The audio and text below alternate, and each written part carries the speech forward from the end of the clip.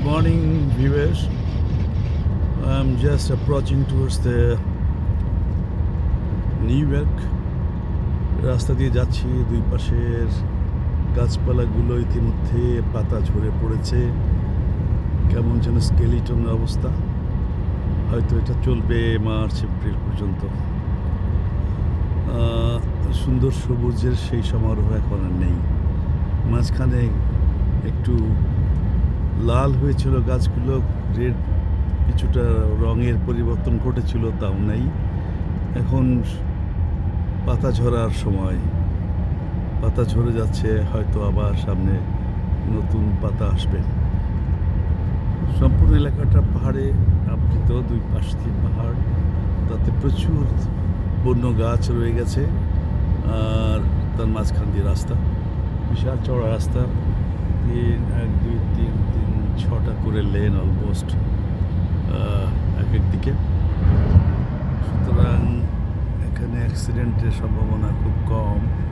মাঝখানে ডিভাইডার আছে, যার যার ট্র্যাকে সে গাড়ি চালাচ্ছে। সত্যি একদম চমৎকার ডিসিপ্লিনের মধ্যে কেউ ট্র্যাক চেঞ্জ করে না আপাতত পক্ষে। আর রাস্তাগুলো খুব চমৎকার, খুব নিট অ্যান্ড ক্লিন, স্মুথ। মনে হচ্ছে গতকালকে বোধহয় পিচ দিয়েছে, কার্পেটিং করেছে, এমন মনে হচ্ছে নতুন। এটা হয়তো পরিবেশের কারণে, আবহাওয়ার কারণে হতে পারে। আর সরকারের পক্ষ থেকে যত্ন আতিথ্য কোনো অভাবই নেই। সেদিক দিয়ে সুন্দর রাস্তাগুলো দিয়ে যেতে ইচ্ছে করে, ড্রাইভ করতে খুব ইচ্ছে করে। এখানটায় খুব চমৎকার ড্রাইভ করার সুযোগ রয়ে গেছে। যানজট বলতে নেই বললেই চলে, একেবারেই নেই, একেবারেই নেই। মাঝে মধ্যে থাকলেও সেটা বেশিক্ষণ থাকে না, ক্লিয়ার হয়ে যায়। আমরা একটু শহরের কাছাকাছি বোধহয় চলে এসেছি, অনেক বাড়িঘর দেখা যাচ্ছে।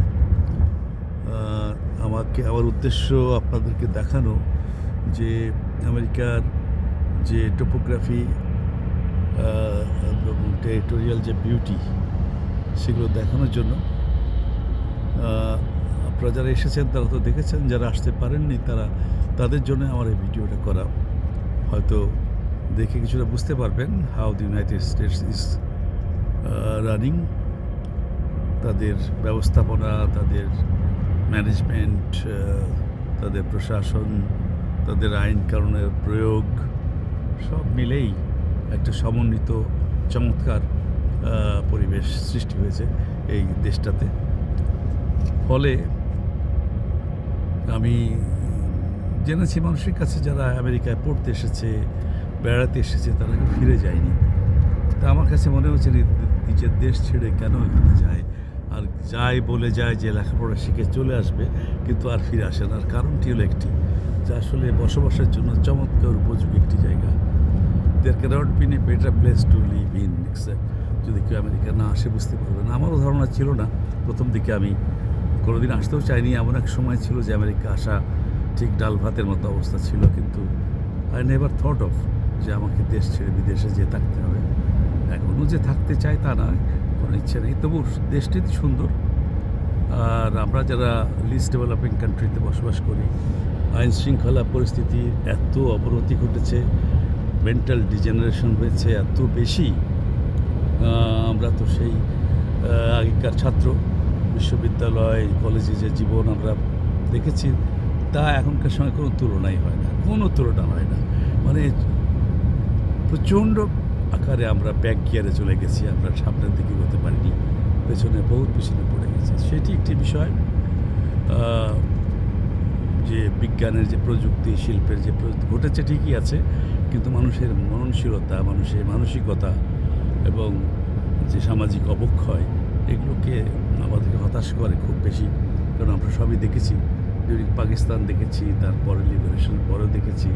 কিন্তু আমার কাছে মনে হচ্ছে যে everyday little bit of I should say বিরাট আকারে ডিজেনারেশন করছে। সেটা সামাজিকভাবে, কমিউনিটিগতভাবে, জাতীয়ভাবে, সব দিক দিয়ে আমরা পিছিয়ে যাচ্ছি। এবং আমেরিকায় এসেই আমার এটা আরও বেশি করে অনুভূত হলো। I feel that the country is going backward. তো আমাদের থেকে পরিত্রাণের পথ আছে কি না আমার জানা নাই।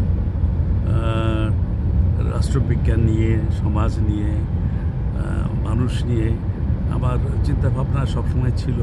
সাংবাদিকতা করেছি, বিভিন্ন জায়গায় চাকরি করেছি, অভিজ্ঞতার অভাব নেই। মোটামুটিভাবে বলতে পারেন এশিয়া আমি খুব ফ্রিকুয়েন্টলি ভিজিট করেছি, অনেক কান্ট্রিতে থেকেছি, ট্রেনিংয়ে, সেমিনারে, সিম্পোজিয়াতে, বেড়াতে, সব দিক দিয়ে আমার যে এশিয়া মহাদেশ পৃথিবীতে সবচেয়ে বড় মহাদেশ, যেখানে বোধ হয় 1/5 অফ দ্য পিপল স্টেজ, আমার মনে হয় মোর দ্যান দ্যাট। তো সেই অভিজ্ঞতা বিভিন্ন জাতের দেখে শুনে মনে হচ্ছে যে এই আমরা আমেরিকা বা ইউরোপের দিকে আসলে হয়তো আমরা আমাদের ধারণাগুলো সব ভেঙে যাবে।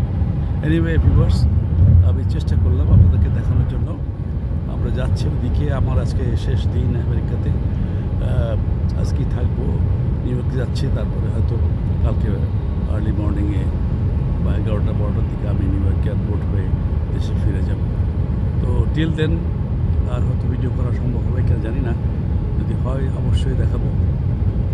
সো ভালো থাকুন, সুস্থ থাকুন, হ্যাভ এ গুড ডে।